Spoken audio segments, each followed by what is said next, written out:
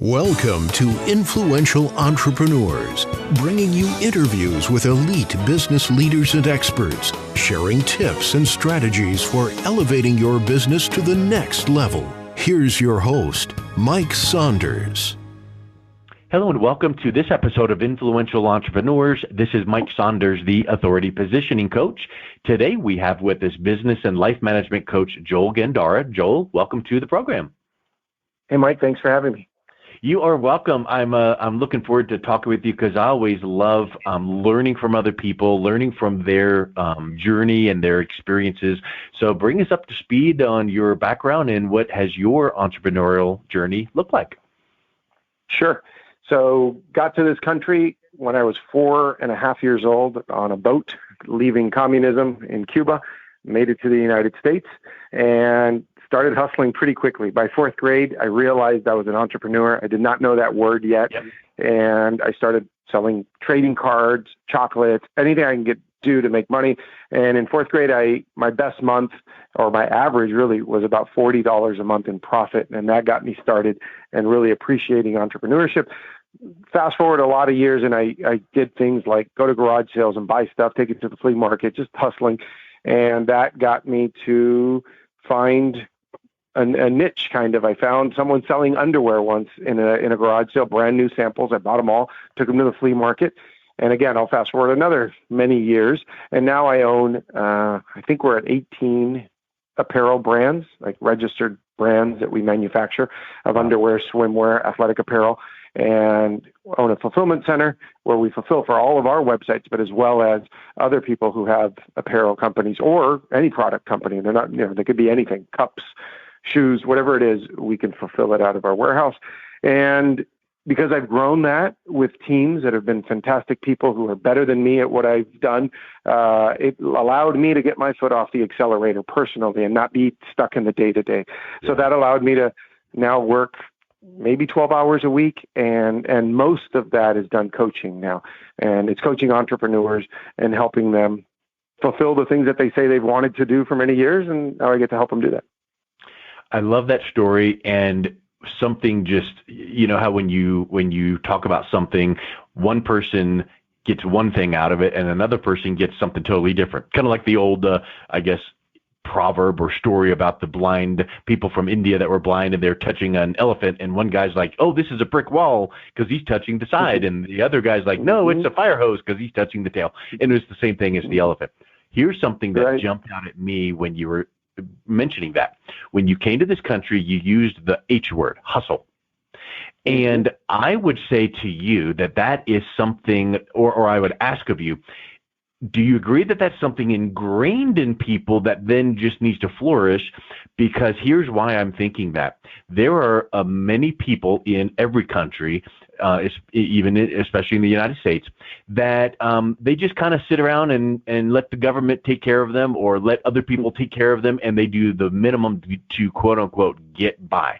Well, you came at a young age, and you hit the ground running, hustling, and grinding. How in the world was that the case for you, and you didn't fall into the crowd of, let me just take advantage of what other people can do for me? Yeah, I completely agree. Look, in my kids' bedroom, one of the many posters that they have up it says hustle.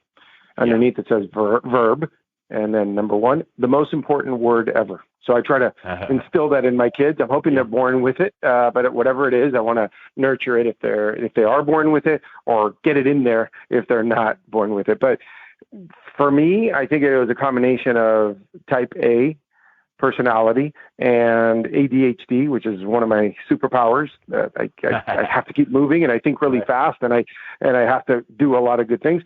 I have just a desire to improve. Wherever I'm at today, I want to be better tomorrow. And when I look back a year ago, I want to say, wow, I was a loser back then. Look where I'm at now. So I have this desire to continually improve. I think we still live, I think it's decreasing little by little, but I think we still live in the best country for entrepreneurs and for getting ahead. What you said about people just resting and not letting everybody else, I don't understand that. I don't know. I can speak as a man, just for myself. I don't know what kind of provider I'd be for my wife and my 4 kids and for my employees and my teams if I just sat around and brought no value in the world. I think that's going to lead to regret and just for a horrible life. So I don't want that. Yeah. I want to have no regrets, and I want to keep building a better life for myself and everybody who surrounds me. So I have to hustle. It's the only thing I know. Yep. You got it. It reminds me of the teaching that Tony Robbins brings up over the years, CANI, C-A-N-I. Have you heard that before? I haven't. What is it? Constant and never-ending improvement. Absolutely. Because where you are today should be a notch lower than where you are this time next year. And maybe, I totally agree with competition, but maybe we should compete against ourselves first.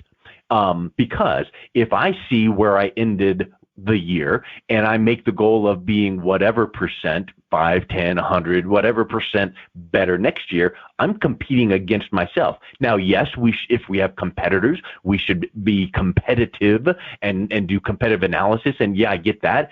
But many times we're needing to improve personally, spiritually, financially, health-wise. So there's a lot of areas that we can improve upon and compete against ourselves. And I would even say the word gamification comes to mind. Have you ever heard of that before? Absolutely. Yeah. So how do you set your own goals and then create a game to help you be spurred on to achieve those goals? And when you hit this milestone, reward yourself by whatever, and that keeps you going. Do you have any techniques that way? Yeah, and that works with a stick or a carrot. I've heard of people playing a game like that where they'll punish themselves. I mean, they're not going to punch themselves in the face, but they will say, well, if I don't do this effort, because a lot of the time I don't worry so much about the end result. It is the goal, and we want to get to that, but do everything you can every single day to get you to that. I'm proud of that when I hear that the person hustled and did all this hard work to get to that, whether they hit the goal or not. Okay, well, if I didn't get up at 5 a.m, like I said I was going to do, then there's a punishment, right? So there's kind of a game. Or if I do this consecutively X amount of times, somebody that I know does something where if they haven't cleared out their inbox and it's been 3 days in a row, they have to take a reset. And that's like a moment to go get a massage, go do yoga, where they force themselves. They shut down and they go do this thing because that gets them to reset their mind so they can be in a better place. So that's kind of a game, right? It is, and I like your example. I've heard of apps out there, and I've heard of one I've called the Stick app, STIKK. But they'll set up a thing where it's like, oh, hey, Joel, do you like cats or dogs? And you're like, well, I love all creatures, but I really prefer whatever, so I don't really like cats because I'm allergic. Let's use that as an example. So then they would set it up where if you don't meet this goal of whatever, running 10 miles this week, then you have to put $100 in escrow in this app. And if you don't meet it, that $100 goes to the National Cat Whatever Foundation. And you're like, no, I must meet my goal. So you've got to figure out what does motivate you. Positive motivation, like you're going to get this, or negative motivation, like you're going to lose this or have this done. And I think that's a really big thing is one tactic that can motivate us. But guess what that presupposes? You need to know where you're headed. You need to have that North Star, that goal. So how do you teach people you coach and consult with on how to figure that out so that then now you know the path forward? Yeah. So one simple question that I always like to start conversations are, if things go pretty well this year, where do you think you'll be in a year? If that's the horizon that we're looking at, not if everything goes absolutely perfect, because it's not, and not if things go bad, but if things go pretty well, where you'd be happy to achieve that in the next year. And this is a good time of the year. People can listen to this at any time, but right now it's the end of the year. We'd be looking at what will you be doing by December 31st of next year. And when they lay all that out, and that's going to talk about their health, their life, their relationships, their business, and what it's doing, then that's where we go from. Okay, so that's what we're shooting for. How do we get there? We build an action plan behind it, and then we measure results. The key thing that I've noticed in coaching, whether it's been the coaches that I've hired in my life or the people that I coach now, it's setting out the goal, the action plan to follow to get to that goal, and then the accountability. Yeah, that's the key. Here's the way I see it. There's a football field, and every year we start at one end zone on January 1st, and our goal is to cross that other end zone on December 31st. Well, if you leave people to their own devices, they might get to the 30, the 40, maybe the 50, maybe the other 40-yard line on the other side of the football field. But oftentimes, most people don't cross that entire football field. But when they have a coach whispering in their ear, reminding them, hey, remember your why, remember what's at the end of this thing, and did you do this thing, and are you going to do it by Thursday? Not in an annoying way. I'm summing it all up real quick here, but if you have that push, you're going to push yourself a lot farther. And by the end of the year, you've crossed that end zone and you're getting onto another field that you never thought you would have done all of that. I love it, and it makes me think of something when the begin with the why, begin with the end in mind, as Stephen Covey used to say, and the Simon Sinek, it starts with why. That draws you. I wrote a book years ago about this, and it is a unique twist, and I think you'll appreciate it. My premise is believing your why.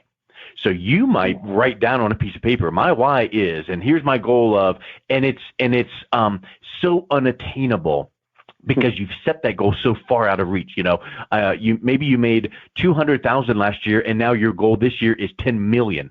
And it's like that's just not out of reach. You need to have it to be feasible and believable. I agree with stretch goals, but talk a little bit about having that believability internally so that you feel like you can achieve those milestones, which leads you then to that ultimate goal. Yeah, I've seen that where people set a massive goal, and then when they see they're not on track, they completely give up. That's why, I may not be the raw person to get someone to go from 200,000 to 10 million in 1 year, but I think I could help, and I've seen it, to get people from a few 100,000 to doubling that or 30% increase year over year, things like that, because that's realistic and attainable. Look, I'm not a sprinter, but I can run physically long distances, and I like doing that. Just like when I played baseball in high school, my first year in college, I was not a home run hitter. I was a singles hitter, and I like living life that way. I find it much more interesting, the story, the person who over 50 years built an amazing business, rather than the kid who overnight just wrote some code and made $1 billion. Okay, that's cool too, but my personality is more that steady, consecutive, that takes a lot more willpower and a lot more toughness, and that's what I appreciate and I like seeing. So that's my approach with that. It's that steady little bit of steps that get you to this really cool success at the end of the year. That's a really big point, is as you achieve those milestones, those steady achievements, it gives you that internal kind of like an endorphin rush that, I met that. And then it keeps you motivated because you're like, I'm getting one step closer.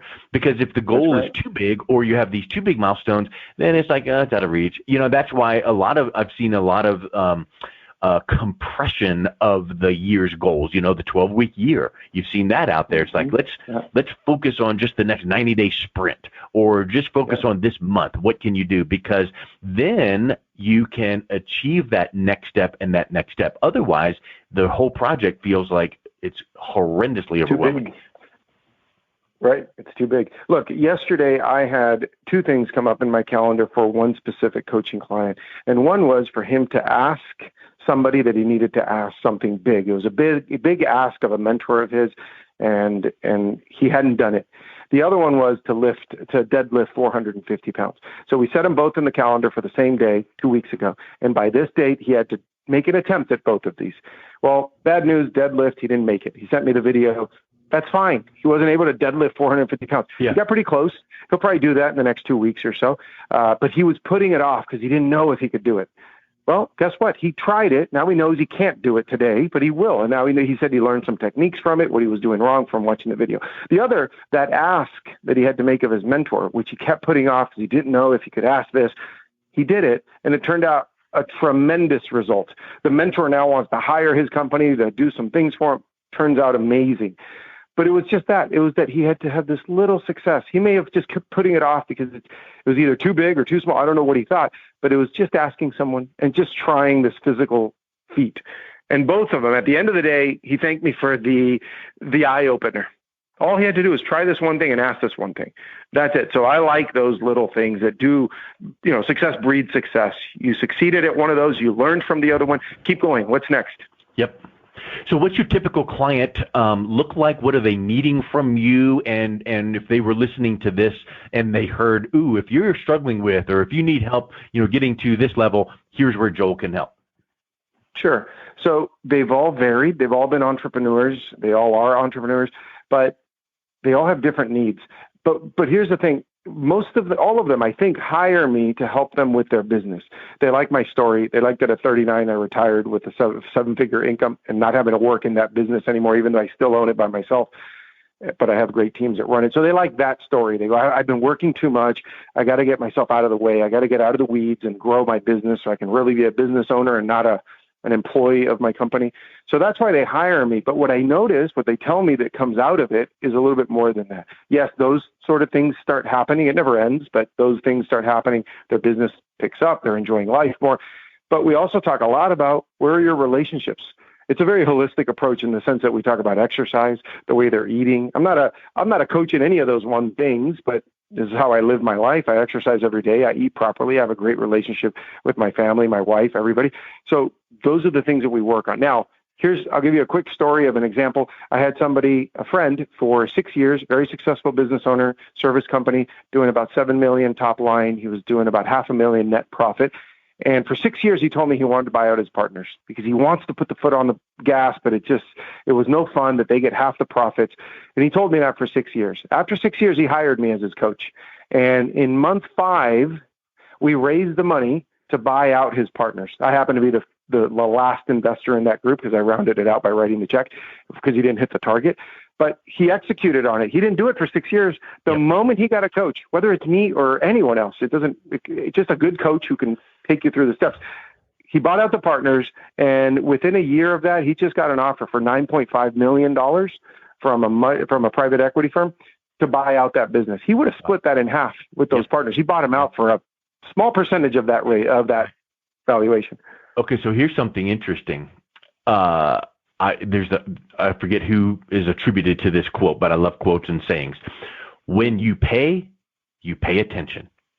So Absolutely. I would venture to say that when you started working with him, if you were to take each one of your coaching sessions and take out all of the main points, maybe make a word cloud or take just bullet point highlights of what you taught, said, guided. And if that was on a one-page piece of paper in front of us right now, I would probably even be so bold as to guarantee nothing that you told him was earth-shattering, never been heard of before. Oh, my word, Joel's proprietary process of this. It was just, he was ready. When the student's ready, the teacher will pay, and he paid. He made that commitment, and the accountability was there, right? I mean, isn't that a huge factor of when things start working for people? Everything you just said is absolutely right, Mike. So I mentored I still do, for like 18 years so far, I think 18 years. I've been mentoring for free through startups, accelerators, all these organizations. I've never had groundbreaking, life-changing things go on when I've mentored for free, ever. But in my coaching practice, I got about a good dozen of life-changing examples. And the reason I started coaching is because someone I was mentoring for free said, you know what, I'd like to start paying you. It was a dog breeder in Texas. And I said, really? You want to pay me? And I kept saying, no. Yeah, I'll pay you. And then I started a coaching business. And everything started changing. So you're absolutely right. And here's another nuance that I love that I think it really makes a whole lot of sense too. What's easy to do is easy not to do.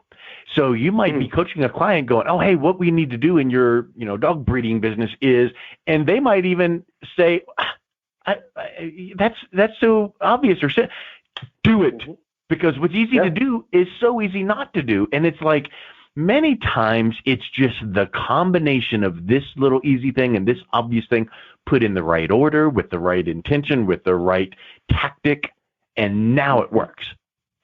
Yeah. And there's different types of people. Yeah. Also, everything you just said, add into it the accountability side of, oh crap, I gotta talk to this guy next week, and I gotta tell him what I did. Let me just do it. And then they start doing it, and they start seeing success. They go, oh, maybe there's something to this. He's not so crazy. But tell me to do these things. Right? Well, and see, I think let's now layer in another aspect. So we're having a cool mastermind session here. So not only is it the accountability, which is important, but it's the external third party perspective. You're too close to your problem and your business to see the solution. So when Joel from the outside is listening in, kind of like the psychologist going, well, tell me about, and how does it make, okay, good. Now Joel's got the blueprint, and now he's giving you these easy things and blueprint and process to do and holding you accountable. That's when the magic happens, because you made the decision to take that step out and get coaching and guidance. So then it's up to you. Just do it. Yeah, that's it. I've had the privilege of being coached a little bit by Jocko Willink. He's a former Navy SEAL, written amazing books, Extreme Ownership. And when he was asking about my coaching practice and how it works, I told him the same thing we just talked about earlier: set up a goal, set up a timeline, the accountability. But my main question when they tell me what they want to accomplish, I ask them one question. And he said it before I could even finish it. He said, you ask them when? I go, yeah, that's exactly it. You get it.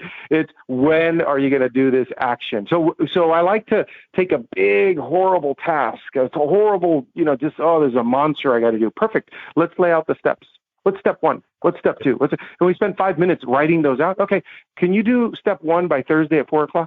And everybody says, yeah, of course. And I always make it ridiculous. Like, hey, do you need 4 days to do that? And they always, no, I can do that tomorrow. I can do that right now. Great, let's do it. And then let's go check off the list.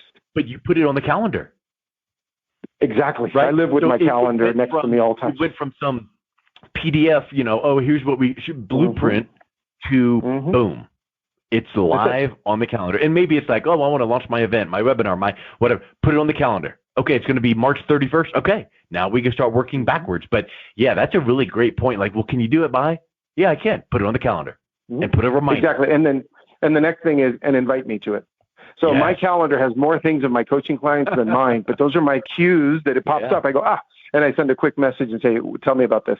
And they'll tell me if they did it or not. And guess what? 99% of the time they do it. Yeah. But 99% of the time, if you weren't part of the process, it wouldn't have gotten done, even though it was a great thing and not, some spectacular earth-shattering, technique. It was just, let's just do it. We're in football season now, and it's like the old saying goes, blocking and tackling. You don't need all the fancy play. Get good at the blocking and tackling, and then you can add in a little bit of pizzazz. But you got to do the right, forget the arm tackles. Forget the fancy, Statue of Liberty plays or fake punts. Yeah. Do the basics. Well, what are the basics? And get those down pat, and then you can start working on a little bit more of the fancy things. So I think that's spectacular. Yeah, I've never even gotten to the fancy things yet. I'm still focusing on the basics. Love it. Well, Joel, let's wrap up with someone who's listening to this going, you know what, maybe I need a little bit of Joel's perspective and accountability and coaching. What's the best way they can reach out and connect with you? Sure. My website is joelgandara.com, JoelGan as in Nancy, D as in David, ARA. And I'm on Facebook, Instagram, LinkedIn, Joel Gandara. There aren't too many of us with that name, so I should be pretty easy to spot. Awesome. Well, thank you, Joel. I really appreciate your time. It was wonderful chatting with you today. Likewise, Mike. My pleasure. You've been listening to Influential Entrepreneurs with Mike Saunders. To learn more about the resources mentioned on today's show or listen to past episodes, visit www.influentialentrepreneursradio.com.